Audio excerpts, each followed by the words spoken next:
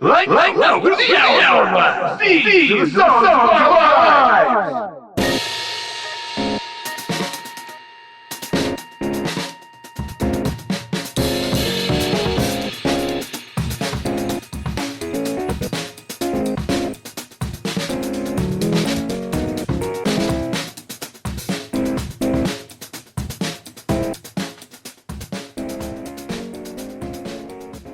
Hello and welcome to the latest episode of Songs of Our Lives. I am Brad Rose. I'm an artist, a composer, a writer, the founder of Foxy, Digitalis, and someone who thinks about sound far more than is healthy. Each week, I invite on a guest to talk about the songs and the music that means a lot to them and has left its mark. Previous guests include Randall Dunn, Danya, Sean McCann, Kalia Vandiver. A lot of people. I don't know. There's been a ton of people on here. But this week, I am so excited to have Geologist, aka Brian Oates, on the show. Brian has got an amazing new album out on Friday, January 30th, called Can I Get a Pack of Camel Lights? I kind of think of it's like if a hurdy-gurdy record was made for SST back in the 90s. That's what this is. And I love it so much. I mean, I love the hurdy-gurdy, but hearing it within this sort of framework context, man, I've listened to this record so many times. It's accompanied me a lot in the studio when I've been painting and stuff, and it's just amazing. Can't recommend enough. And of course, you know, a lot of you probably know Brian, Geologist from Animal Collective, and many other things, but I want people to hear this record. So we had a lot of fun on this episode. If you are listening to this on Patreon, then just make sure you listen to the story he tells in the Patreon section, because it's wild and fun and amazing. But the whole thing, this was just such a good time. And I want to give a shout out to Mark Masters, who helped make this episode happen. He kind of put us in touch and really helped facilitate it. And yeah, it came out great. And I hope you all enjoy it.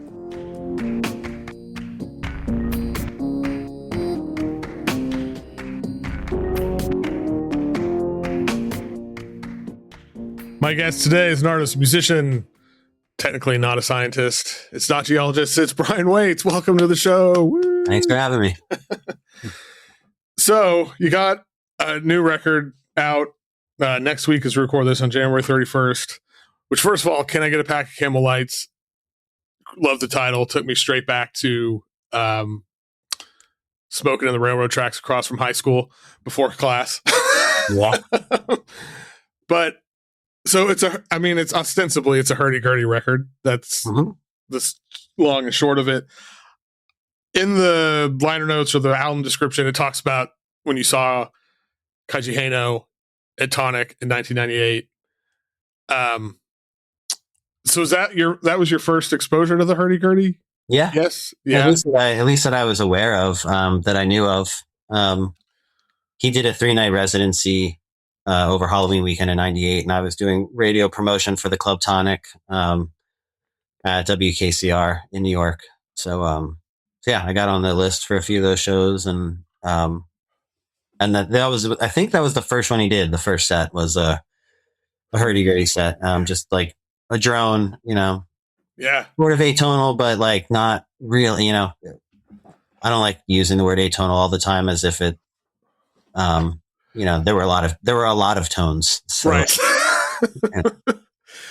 Well, so I yeah, that's amazing. I mean, the hurdy-gurdy records that he did, or the first one, that was like the first time I think I ever heard of hurdy-gurdy. And and Keiji Haino, I could do a whole podcast just talking about how much I love Keiji Haino for a long time. But you talk about like whatever drone you can make with a hurdy-gurdy wasn't going to live up to that experience. Yeah, sure. Yeah, I mean, hurdy-gurdies, like, the different instruments have different amount of strings, different amount of drone strings and melody strings. I have the most basic student model that you can really have, except it has a pickup in it, so I can amplify it and put it through pedals. But other than that, like, it's not.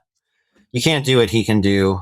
And I just, like, as much as I like experimental music, and people think of me like as like that's my role in Animal Collective, I'm not sure totally like on my own what I have more to offer to that world. Right. Like, I don't know if I'm just being hard on myself, but I didn't think anything like sounded as good as what he did. And then, there's other, not even hurdy-gurdy records, but things like Tony Conrad records or Theater of Eternal Music stuff. Like, yeah. And then there's some current players like Jan Gordon in France. He plays solo stuff. He also plays in a band called France, which follows a little bit of the Outside the Dream Syndicate record formula, but like so rocking. And then I'm not quite sure how you pronounce the name, but Lise Barkas, another French hurdy-gurdy player. They just do these amazing, what you would think of when somebody says like, well, that's just like a drone, it's just noise, or it's avant-garde, quote unquote avant-garde. But you're like, but it's like so fucking good, like so pop, you know what I mean? And I felt like when I was trying to do my version of that, I could never like make anything where I was having that reaction to it. So I mean that makes sense. And so you heard the story of like the Greg Jim playing guitar over like solos over a drum machine, which again is like, that's an amazing, such a simple, amazing concept. But like what clicked when you heard that kind of was like, oh, maybe. Well, it was just like, I have my modular synthesizer, and I thought maybe just to make like my bandmate Dave Portner, who's AV Terran Animal Collective, had asked me to go on tour with him. And it was like happening like in 6 weeks. And we had toured together before the pandemic, and I had a modular synth set, and I just didn't want to play it. I didn't want to revisit anything from that pre-COVID time. And I've been playing a lot of hurdy-gurdy and Animal Collective and wanted to explore it. So I gave myself like 6 weeks basically like to just write a whole new set. Oh man. Because I wasn't having fun trying to make this drone and ambient set. I thought like, well, maybe if I don't know, I just wanted to have like fun for a day. So I thought like, well, I'll make a beat with my modular, and I will just like plug this into a distortion pedal, and I just need to like rock out. You know what I mean? Yeah. That's like what I was having fun doing in those days, because I was listening to all these old SST records. I was having a lot of fun listening to Black Flag, and a lot of fun listening to the Meat Puppets.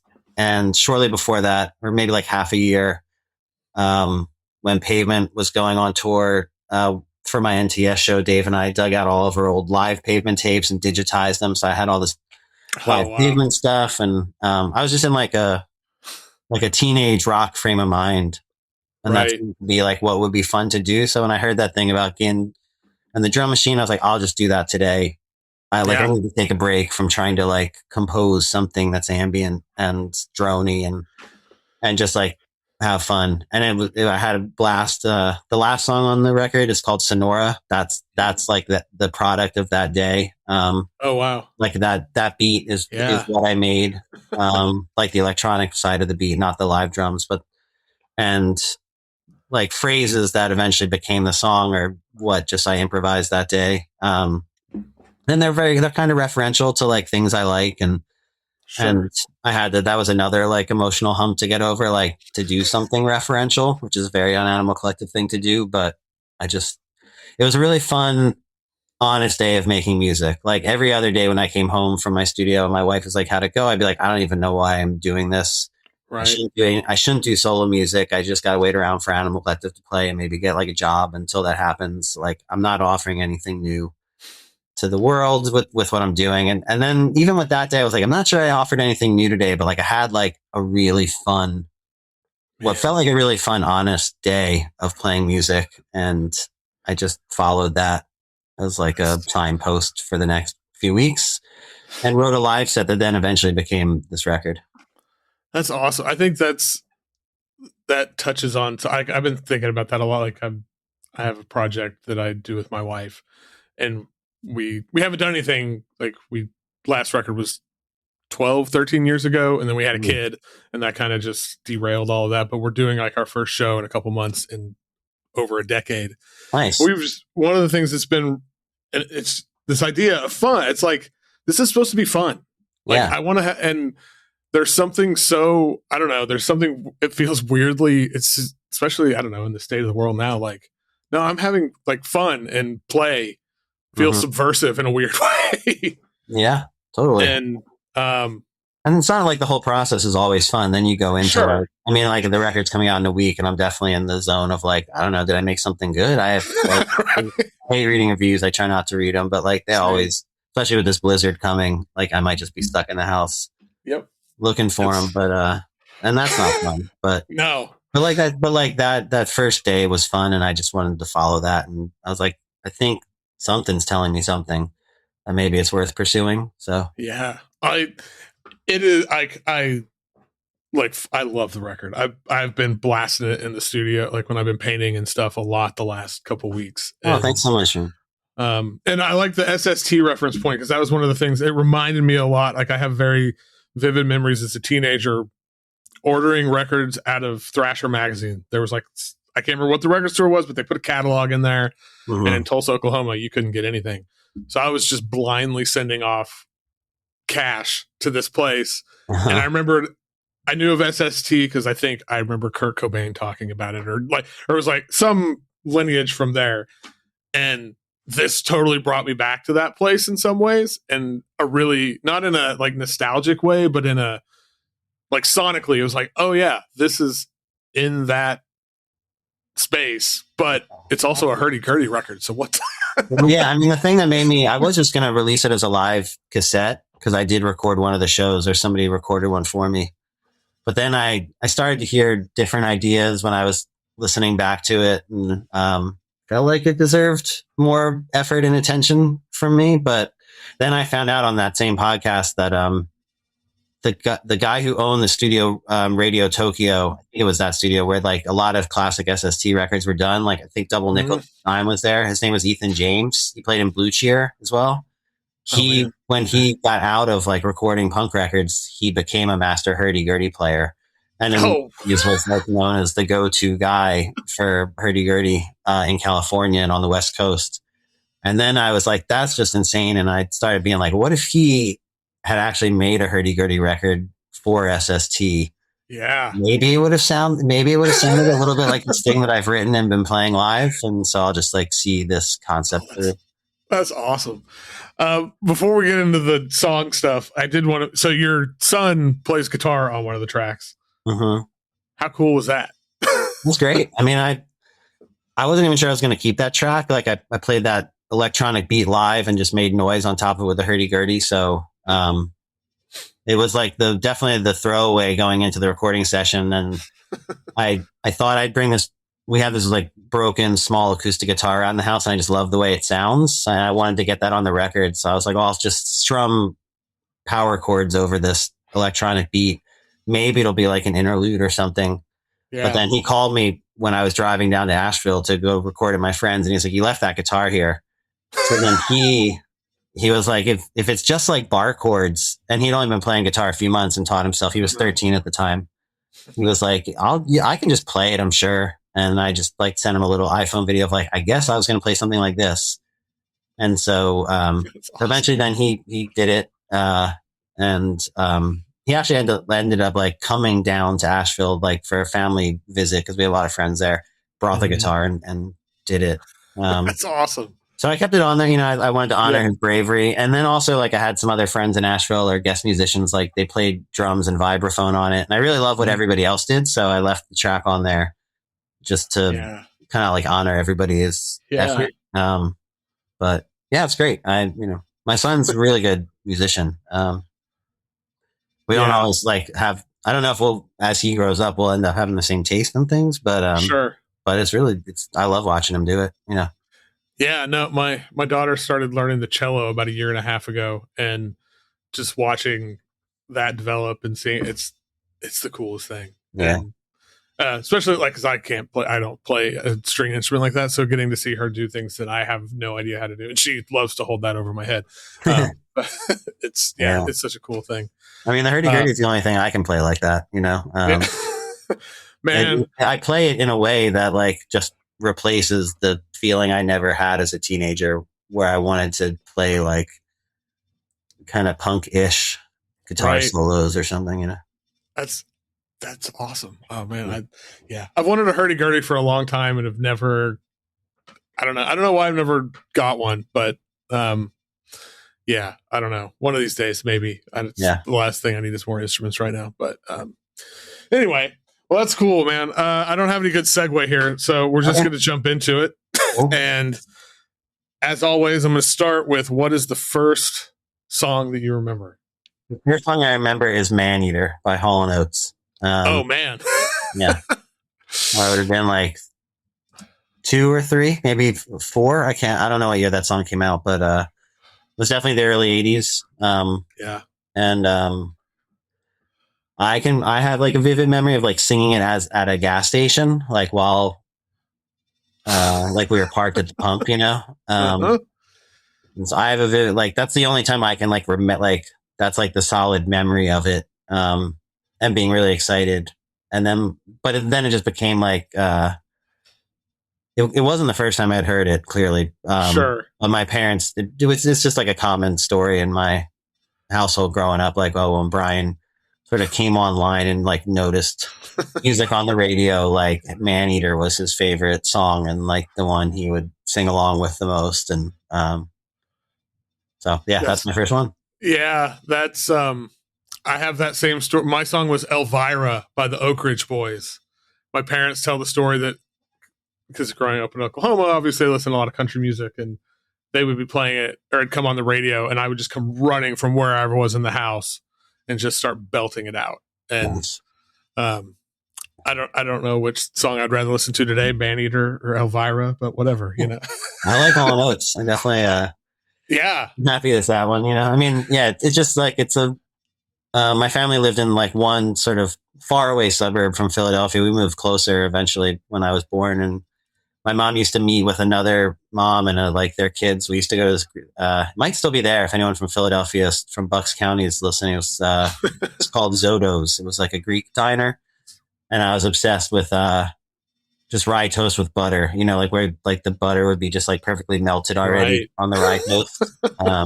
And I think of like that with that song Maneater. Like I think of like driving to this diner with my mom and being really excited to eat rye toast at Zodo's, and always saying like it's nursery school that was my favorite food, and like the Zodo's rye toast and Maneater was my favorite song. That's awesome. Well, what is the song that either makes you cry or it makes you kind of feel in that kind of way? If it doesn't actually make you cry, it's a little cheesy, but I go with "Baby Mine" from Dumbo. Man, yeah, dude, that movie's brutal. It is brutal. I actually had never seen it as a kid, like all the way through, and so I didn't even remember the song. But then when my son was born, my wife immediately sang "Baby." It was like the first thing like she sang to him, and you know I was already in an emotional space. But then we watched it. Like my wife had all the Disney movies on VHS, all the classic ones. So that's what my kids grew up watching. We always like joke with them. Like there was a time when we were packing for a trip and one of them like grabbed their favorite VHSs and we were just like, oh, unfortunately these don't play anywhere in the world except for our house. So you can't bring them. There was a time where I feel like I watched Dumbo every day with my kid. And there was never, you know, cause like when she sings that song, I think, like she's in the cage, right? And he's being picked on and like, so it's just like their trunks and yeah. Oh, it's I must cry right now. I know it is. Oh man, it is.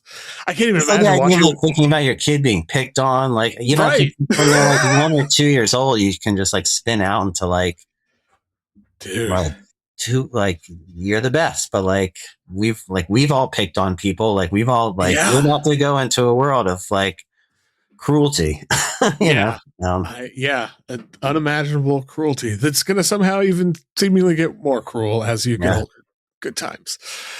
Well, on the other side of that was a song that puts you in a better mood. I picked a song called United by Music Makers, which was like a Gamble and Huff. I think it's a Gamble and Huff thing from Philly Soul days. And I first heard it in the late 90s, early 2000s on a soul jazz comp of Philly Soul. It's just instrumental. It's got like a harp on it.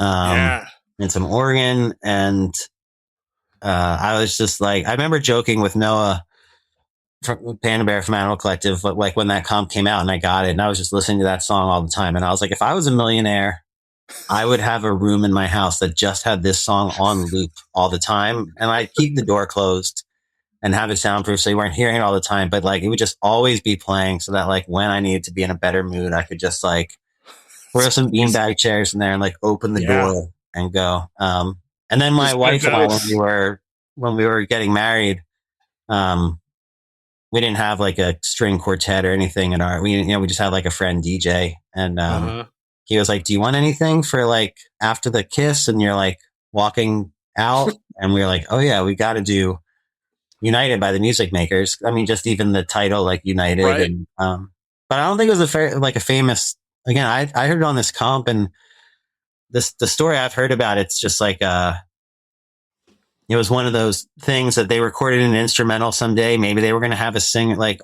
they would just get these session players in and record these tracks. And like, it wasn't even like a full-time band. It was like, sometimes it was just like whoever the session musicians were that day, they're like, we'll publish this under this artist name or something. And if it catches, it catches. And if it doesn't, whatever, So I think that's the story behind this song. And that's awesome.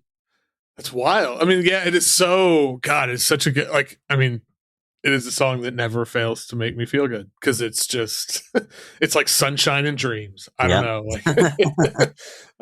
Like, a Music Makers United room. That is, that's a good way to like if you make millions, it's like, okay.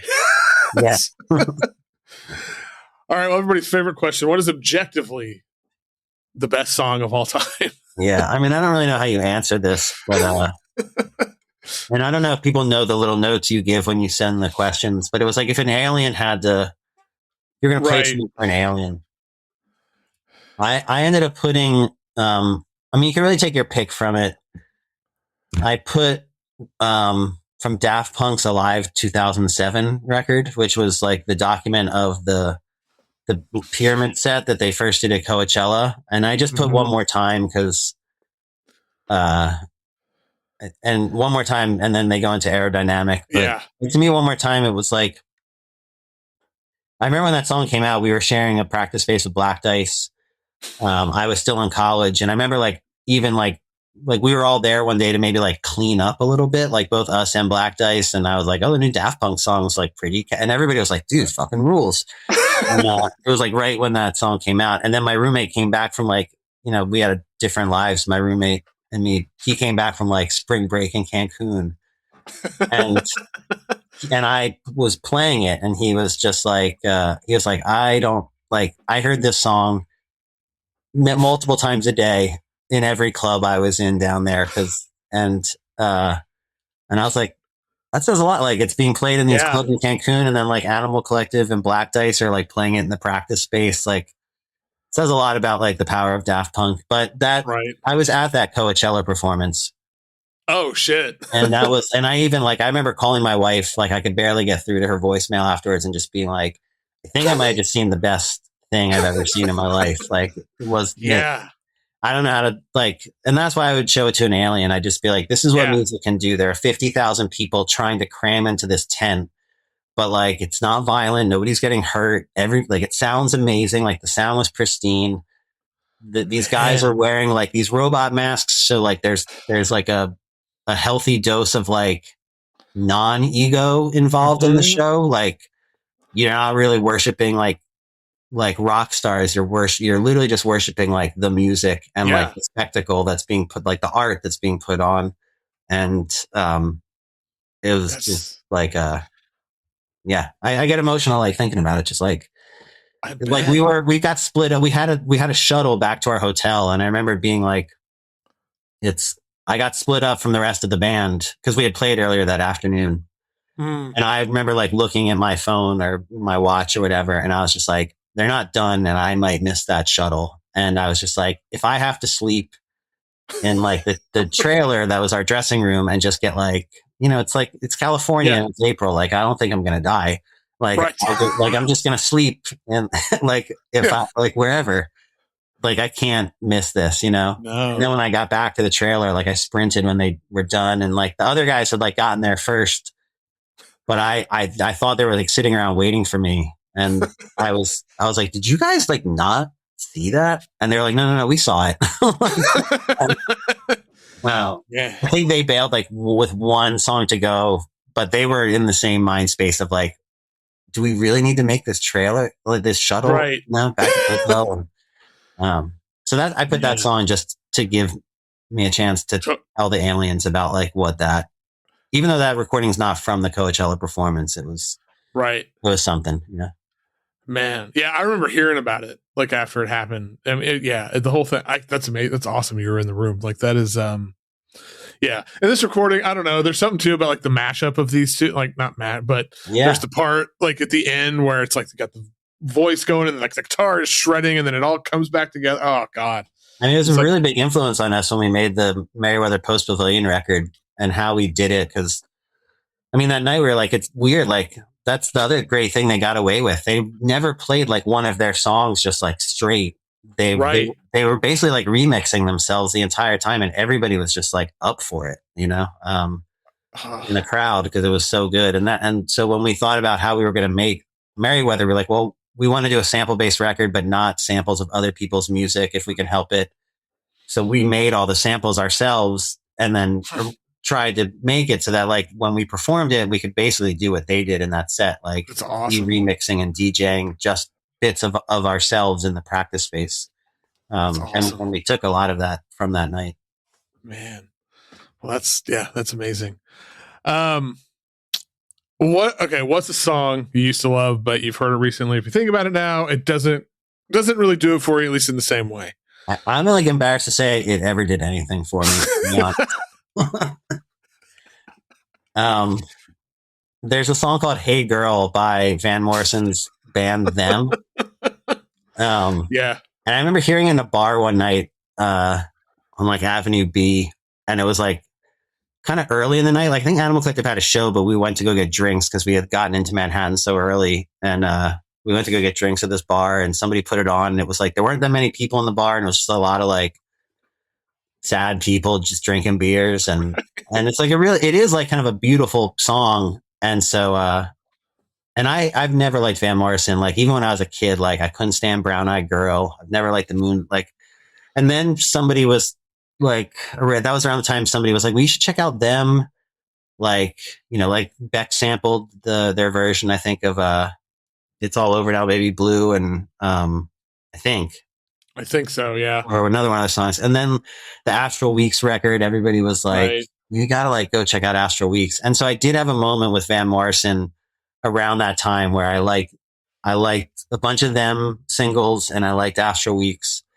And that song, Hey Girl, it was weird. It was like, I would put it on mixtapes for girls and people would be like, why does he say the thing about like, you might be too young and maybe I'm attracted to your baby sister? And I was like, I don't know. Like, yeah, I guess maybe it was the times, like all those rock stars, like young girls, and I would dismiss it. And then, and weirdly, like my wife didn't give a shit either. Like she, like I put it on a mixtape for her like early on, and she was like, what a beautiful song. And she put it on not that long ago. She like made a playlist of all these songs I used to put on mixtapes for her. And it came on and I was just like, ugh. Yeah. This is so disgusting. Like, but even just, I can't even listen to Astro Weeks. Like I've gone back to like, there's something about his voice and his vibe that I cannot stand. And even like the parts of his discography that, and it has nothing to do with his politics. I know they're kind of shitty too, but like, it is just like, I'm back to like, every song to me sounds like Moondance and Brown Eyed Girl. And the thing that I always didn't understand why everybody liked these to begin with, Yeah, no, that's fair. Yeah, I hadn't listened to this in a while and I was looking at the lyrics and I was like, oh yeah. Oh. Quit talking about how young she is, dude. That's, I mean, pretty gross. I mean, in the last line of the song, it's like, now you're not even young enough for me and there's your sister. Yeah. No, it's so disgusting. Wow. Yeah. Just, front page news. Okay, what's a song that most people absolutely hate? I don't know who these people are, some group of people, whatever, but you love it. Yeah, so, I mean, I assume a lot of people love this song, but it's well, I don't speak German, but like I think it's Die Matrosen, and it's by, I think they were Swiss, Austrian, like a punk group called Kleenex, but they changed their name. So I don't know what their name was when they put this song out. It might have been Lilliput. But yeah. it's such a great song. And it was just like after the chorus is basically like just whistling. Right. And to me, like, I think a lot of people do love it, but the people that don't like it were the kids in my neighborhood carpool.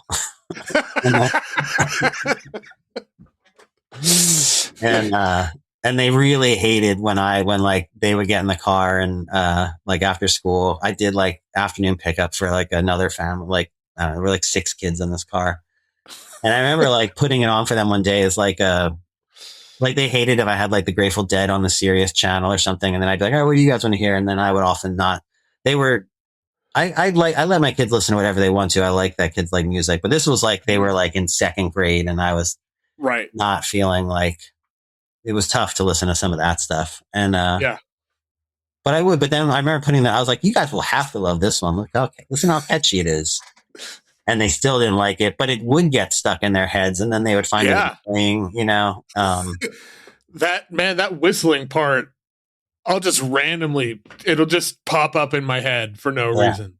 It's so catchy. I tried to suggest it too. You know, I know some people in the hockey world, there's some teams that, like journalists, I don't know any players. I know some ex-players, but some teams are now letting players pick their own goal song. Like after they score, the arena always plays like a song when like the strobe lights are going and the air horns going. And some teams have, and I'm like, this would be the best one to me. This would be sick. Like just if we play like the whistling part into then the like saxophone breakdown that goes like back, like before the verses come in, like. The whole crowd, you don't even have to whistle. You can still sing that whistling part. And it'd be really fun. And then like it goes in that sort of like sinister saxophone thing, which is like, all right, get ready. We're about to like drop the puck again. And so I've tried to suggest to people like, hey, if any hockey player is looking, and there's been like podcasts and articles like what would be the best goal song? And I suggest this to people that write those articles all the time, and I get 0 love for it. Man, my idea. That's awesome. That's a really good idea. I played hockey growing up. I used to watch hockey like religiously since my kid was born. It's kind of not as much. Yeah. And is that like a recent-ish development, like in the last 10 years or something? The goal song? That's a really cool idea. Like in the last like 2 years. Okay. I love that. Oh, that makes, man, because I have it's called the remix version of this podcast. So if I have people on a second time, it's a whole different set of questions. And one of them is like, what would your entrance music be if you were a wrestler? But this is like, oh, okay. I'm like thinking for a 3rd edition, all right, we need the hockey goal song. That's awesome. Oh, makes me want to see. This makes me want to go watch hockey now just to see what people's goal songs are. Not every team does it, but the Caps do it here. Okay. And sometimes guys try and do it ironically, like they'll play like "Take Me Home, Country Road" by John Denver, which everyone sings along to. But I know like hate for that song or anything, but I just don't get it. You know? Yeah, I watch a lot of like English soccer, and my favorite team is Arsenal, and they play "Sweet Caroline" a lot, which I don't get. Like again, everybody sings along, but I don't get it. I don't. Yeah, that's huge at like every sport. Like the Red Sox do it. Yeah. Anyway, on to other things. What is the most romantic song? I had trouble between 2 here. Okay. What did I pick? Did I pick "TV On in Bed"? Yes. Okay. This was a song by Tronics, which was like I think early 80s, like kind of very simple Velvet Underground influence, like post-punk thing. And I remember when it was maybe the early 2000s, like I don't know if there had been an official remix, but somebody in New York that worked at that record store, Rocks in Your Head, a friend of ours who was really into British music from this time, like he was super into like Comic Gain and all these bands. He had a CDR of the Tronics record that we all passed around, and it was like before I think you could rip things onto your computer, but right. But like if you could, like we would tape it off of this CD he had. And then like somebody maybe even like made a bunch, like I had like a CDR of it and a Xerox cover, like with a Xerox insert of the actual record cover. Anyway, this is a beautiful song, like in terms of how simple it is of like, I mean, I think we've all like the expression of like love or romance, or like you're at a party or out somewhere and like, it's not even like you want to go home to like do it. You just want to like go home, like, let's, you know, I mean, that's part of it, but it's like, but like to say you just want to go home and like watch a movie together and like for that to mean that and not just be like a suggestive thing, you know? Yeah. There's like a really, I don't know. I love this song and I love this whole record's awesome, but there's like this sort of like mundane intimacy to it that I think is, and the way, and I also love like the vocal delivery kind of, I feel like it matches that perfectly. And it's such a good song. And I mean, the whole album is really romantic. Like there's so many great, simple 3-chord love songs on it. It's something to be said for a 3-chord love song, man. I almost chose, though, I was going to go back to my wedding. I was going to choose Sleepwalk by Santo and Johnny. That was my alternate. My wife and I fought for a long time about like what should be the first dance song, and that was what we That's a good one. Yeah. And we narrowly avoided, like, do you watch that Natasha Lyonne show, Poker Face? You seen it?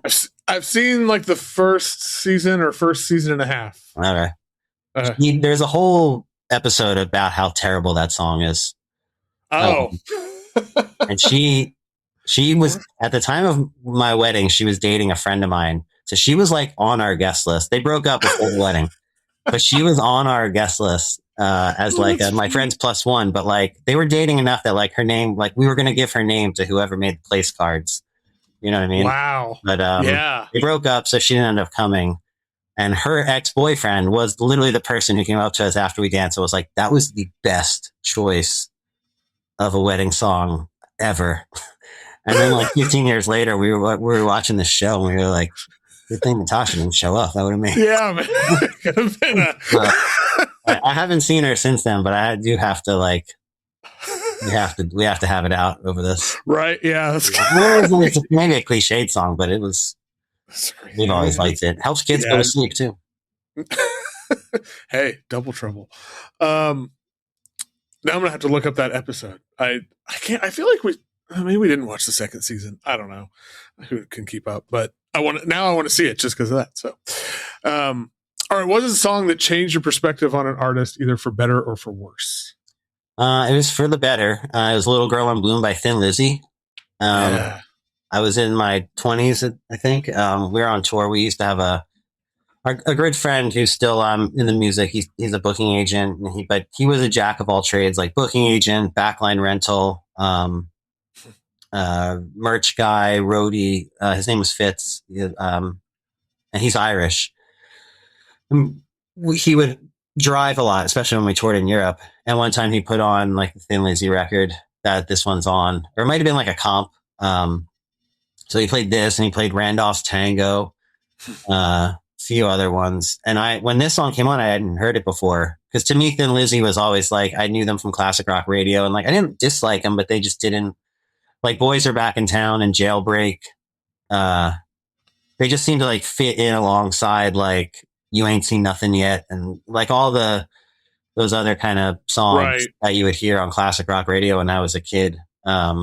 That like you like, you know, but you're like, they didn't inspire me to go like digging for like deep cuts by those bands. And then when he played this song and I was like, who is this? Like this song is amazing. And he was like, Thin Lizzy, like, you don't know Thin Lizzy? And I was like Boys Are Back in Town, Thin Lizzy. And, and then after this, it made, you know, and then going into like Phil Lynott solo stuff, it really changed my, like, for a year after that, I was telling everybody, I was like, you know who's a genius? It was Phil Lynott.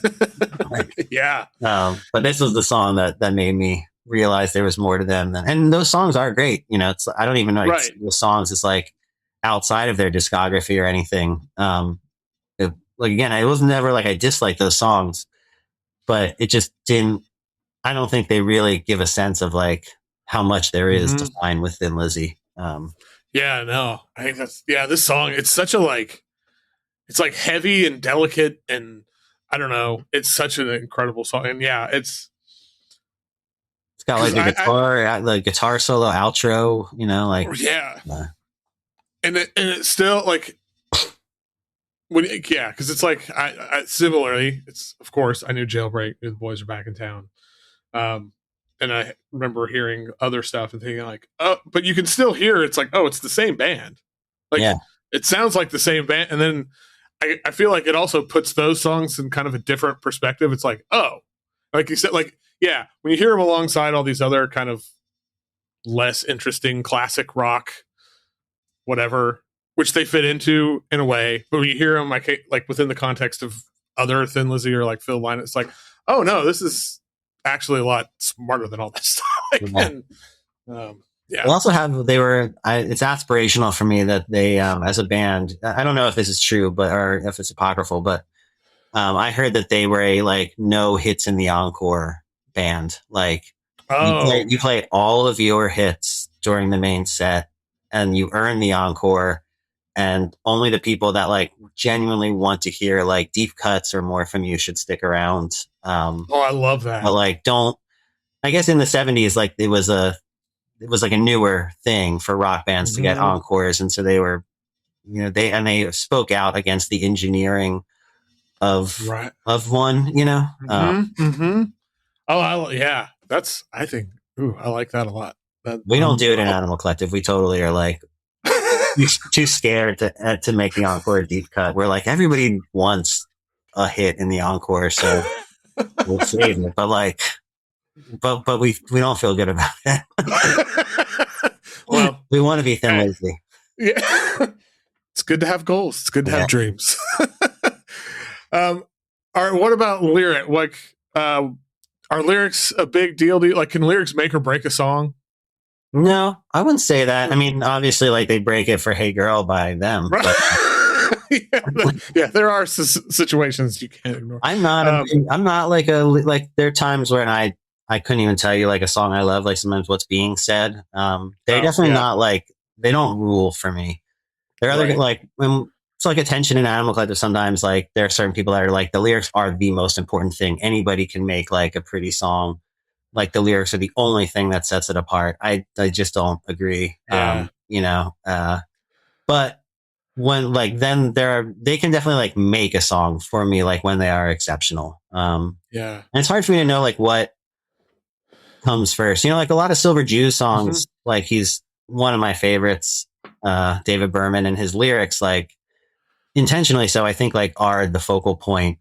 And it's hard for me to separate, like, what would I think of this music? Like kind of outside of the I think it's the song like Black and Brown Shoes. This isn't what I chose, by the way, but the song Black and Brown Shoes. So I'm not even good with titles sometimes for my favorite things, but it's on Natural Bridge, and it's like, I don't know what I would think of the music of that song without the lyrics, right? Like, then he'll say something like, I mean, I think about it all the time. Like he has like one line that's like, I'm afraid I have more in common with who I was than who I'm becoming. Like I think about it like every day of my life, and but I don't know what I would think of the just like put some sort of more generic lyric over that, and is it that is I think that's a really good point. Okay, well, all that being said, though, what did you pick for your I think there's like a song that I've gotten into just for the last 5 years. It's Lady with the Braid by Dory Previn. The song I heard it on NTS one day when I was driving my kids back from the pool, so I couldn't pull over and like look at the app to see and I had never heard it before. It's not on streaming. I mean, you can find it on YouTube, but since I was driving, I was literally just trying to like hold on to like lyrics that I could Google when I got home. And because the lyrics were just like flooring me. They're so like stream of consciousness, and they're so vulnerable in this way of like, it's just, for those who haven't heard it, first off, you should, but it's like, it's a woman who's brought somebody home. You don't really know if it's the first time that she's brought him home. And maybe she feels more strongly about him than he does for her, but maybe she's also just like insanely lonely, and just needs like somebody to come home with her. And there are a million ways you could write that song about being like, I'm lonely. I'm sad. Right. I wish I had companionship. And the way she like does this, where she's like, it's basically her narrating what she would say to this person when he walks into her house. And it's like, so like, just uh, like details of like where you can hang your coat. Yeah. You know, There's like, such a specificity to it. yeah. But then like all of a sudden, then she slips up as she gets more comfortable as like as a host to this guy or person, you know, she slips up and says, and like, lets like something slip about like just how like you can't leave, you have to stay, you know, like it's the most important thing in my life that like you spend the night with me. And like she gets like too intimate and then she tries to backtrack, and it's written in this way of like, in this, she's just speaking to this guy, but it could just be her inner monologue that you're hearing. And it's so masterful. I really like when things are not done in an expected way. Mm-hmm. And so, like I said, like there are a million songs about like, I'm lonely, I'm sad, or I love this person or whatever. And like, I've never heard any song express all those things in this particular way. So like I was trying to like, it was like, I was driving my kids home from the pool, and I was just like, I like almost need to pull over. It was like, I have to figure out what this song is. And then I got home and I tried to Google what I could. It was like not a quick drive. I tried to Google what I could remember. Nothing. I would get these fragments of lyrics. I would go to YouTube and listen to what it was. I was like, this isn't the song. This isn't the song. And then like an hour after that, Dave from Animal Collective, if you can't figure out this point, I text with my bandmates all day. He texted me and was like, I heard this song on NTS earlier. Like, check how good it is. And it was that song. And I was like, wow. And he had done the same thing. Like he had been listening, and like, then he found it. And he sent it to me because he thought I would like it. And I was like, I've been spending the last hour trying to figure out what this song is. And, wow. That's, it is. Yeah. It is so, like you said, I've heard songs about this subject matter a million times. And a million of them exist, but there's only one like this that I know. You know, maybe there's another, but whatever. Like, and it does have that kind of like inner dialogue. It's like almost somebody working through their demons in real time, and like when the mask slips a little bit, and it's guys. Yeah, and she was like self-conscious about like things in her house that like are maybe a little old and tattered, and it's so good. Yeah. Really good. Yeah, if people haven't heard it, you need to hear it. So go listen to the playlist that's in the show notes. So what song have you or can you listen to the most? The song I have heard the most, I think it's called X by System of a Down, but this is also a stand-in for like a playlist of songs that Animal Collective front of house guys use to tune the PA as we're setting up on stage. I love it. That makes sense. Wow. That's hilarious. So one of our sound guys, often he loves like Rick Rubin productions. Okay. He to tune PAs anyway. He feels like the frequency ranges are always of a Rick Rubin produced record are always like really dialed in to like produce. If you tune the PA so that like that sounds like the record, then like the live show, it will sound good in the room. And he likes System of a Down, so like. There you go. Toxicity, and this is always the first one he plays before Toxicity. And he also plays a bunch of songs from the Jayhawks, one of the Jayhawks records, which would be like, you know, so but I've just heard them so much. And then we had another sound guy, he played what was he played like a King Tubby remix of Ethiopian Kings. Oh whoa. Who's that by? Hold on 1 second. I can figure out who the original Rod Taylor. So Ethiopian Kings by Rod Taylor, and he played a King Dubby remix of it. That was always his song to tune the PA. So this is like a group of songs that I feel like I've heard the most. I mean, because it goes back to like the mid 2000s, and Animal Collective's played hundreds and hundreds of shows. I always do find it interesting to hear like what songs people tune like the PAs to, because I can't remember what the song was now, but I had Eric Mingus on the show very, very early. It was like the third episode.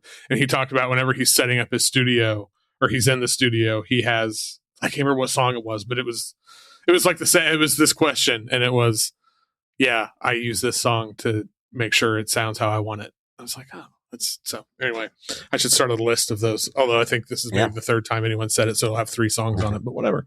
All right. Well, what's the best hype song? I would go with this also goes back to tour, but Brian Auger's Oblivion Express, and the song is Happiness is Just Around the Bend. Yeah. I don't know if other people would consider a hype song, but like we Dave from Animal Collective, I think it was Dave's, he was the first one to bring like an iPad and have a Bluetooth speaker. So he would often DJ in the dressing room, like leading up to like in between like the support band finishing and us waiting to be told it was time for us to play. He would DJ like often just like from his iTunes library. And this was always whenever like we got the radio, the call over like the walkie talkie, like guys, like 5 minutes, you know, like we need you in 5 minutes to start playing. He would immediately like every tour had a different one. He would always be like, I've picked a song for like that thing. And yeah, different tours had different ones, but this was my favorite of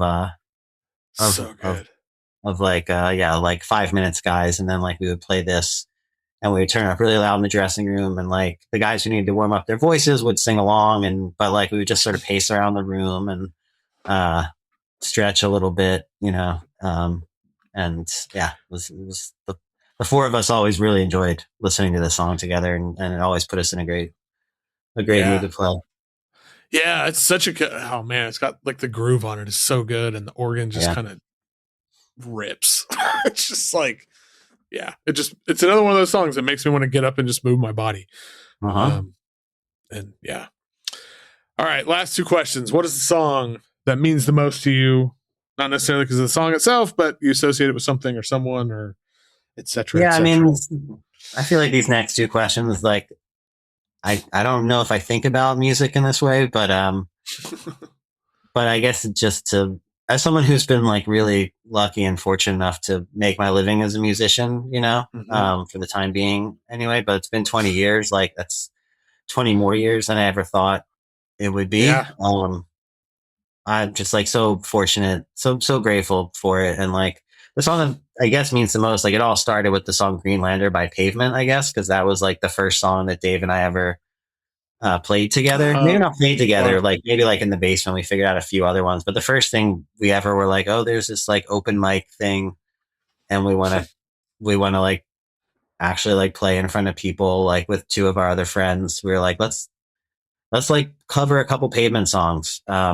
So we did Greenlander, which was like an outtake of theirs at the time. It was just on a comp, but we were nerds, so we had it and we liked it.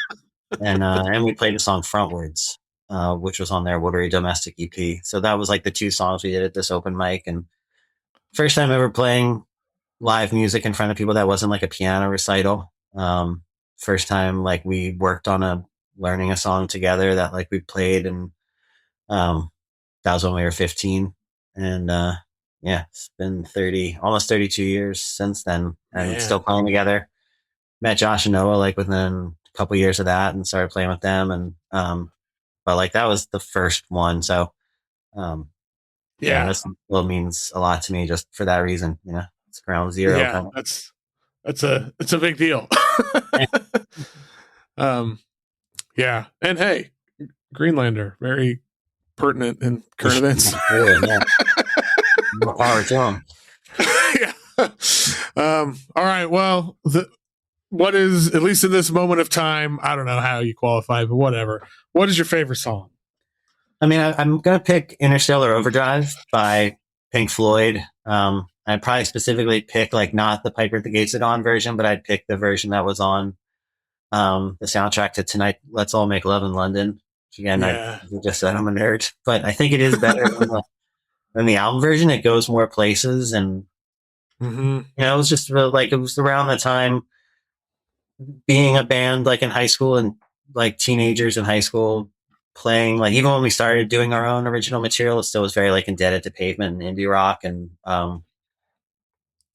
starting to take psychedelic drugs and listen to things like and getting into horror movie soundtracks, and we knew this song, like we knew Floyd from like even being younger, like liking Grateful Dead, liking Pink Floyd, liking sort of the druggier side of classic rock stuff, even before getting into Pavement. But we started playing shows as our high school band Automine, where we would play like our material, but we were like getting more into horror movie soundtracks and like abstract music and tape music. And so we would start like doing sections like that. And somebody reminded us, they were like, "Oh, you guys like remind me a lot of Syd Barrett era Floyd." And we were like, "Oh yeah, we used to like that stuff." And then I guess we just kind of put it on pause with when we got into Pavement. Right. But then we dug it out again, and like I feel like that's where things like clicked for us a little bit. Like, oh right, like we can like combine all these things that we like and like stumble onto our own thing. But Interstellar Overdrive to me, it was like, I'm putting out an instrumental record next week. The fact that a piece of music can be this powerful to me, like while being instrumental, while not having a ton of like emotional chord changes in it, but just like be a journey, and like the structure of it, like it sort of ends where it begins. Like, I mean, it's a corny thing to say, but like when I was a teenager, what it is just like a short little musical trip, right. But it just like I learned a lot from this song, and even like the idea that like Syd Barrett got a lot of his ideas from seeing a performance by AMM, and it's just it's like a piece of creativity, like an inspired creativity from someone who like really, it's like weird, like at the time was not much older than I was when I was listening to this. Like he was 20 or 21 years old, and just how much like exploration is just like packed in there. And to me, that's still the most fun part of music, is like not quite sure where it's going. When I work with modular synthesis stuff, like I'm not really like aiming for like, I just like see what comes out of it, Yep. So it's weird to say it's my favorite, like but I kind of listen to the song like a lot, and it maybe like there's songs that maybe make me more emotional, or sure, it's a hard question to answer. But like when absolutely. I just a song, when I think of a song that like really just like taught me a lot, and that I still like as I'm pushing 50, or like I'm in my mid to late 40s, like it still feels like an endless source of inspiration to me. So that's why I picked it. Yeah, no, that all resonates. Like I when you were saying about like modular synth stuff, no, I don't want to like go down this road real far, but I held off on doing any of that for a long time because I knew how much it just takes all your money. Yeah. My system has not changed in a long time because of that too. Yeah. Like, but once I got a couple, like it's been about 2 years now. Like I needed it. I had a project I was working on, and I got a little bit of funding for it, and I knew to do what I wanted to do, like that was the way to do it. But that's still like, I just love I love just sitting there and basically playing around and seeing where it goes. And that's, I mean, with music in general, that's like where it all starts. And going back to bring this all the way back around, like plug it in a hurdy, just trying to have fun and start there and see, like, I don't know, man. I mean, there's some magic to it still. Yeah. I've been doing this for 30 plus years too. And there are still things that I still get that thrill from. And as long as that happens. Yeah. Keep going. Well, this was a ton of fun. Thank you again for taking the time and giving it a go. Yeah, so, thanks for having me. Appreciate it. Yeah. So the record is out on the 31st. On 30th. Whatever Friday is. 30th. Yeah. I guess the Friday. Yeah, 30th. Yeah. And any shows or anything coming up? Anything you want to mention? This is actually going to be out like next week. So it's like I'm going to head to the I played the set on the East Coast quite a bit, even though no one really knew what they were hearing. But I want to played on the West Coast. I've never really played solo on the West Coast. So we'll meet up with Bitch and Bajas on their tour. We're gonna start in Portland on February 21st. We'll play Pacific Northwest and then down through California, and then over to Tucson, which was a big influence on this record. I used to live in Tucson, so my time there influences this record a lot. And so yeah, February 21st to March 4th. Okay. From like Pacific Northwest down to Tucson. So also playing some shows with Danny Perez, Stress Disorder, Dean Spunt from Noyes, Cool Man Time. So a bunch of cool people on the bill. Awesome. I will put a link to all like the show dates in the show notes, and also shout out to Tucson and Mark Masters who helped make this happen.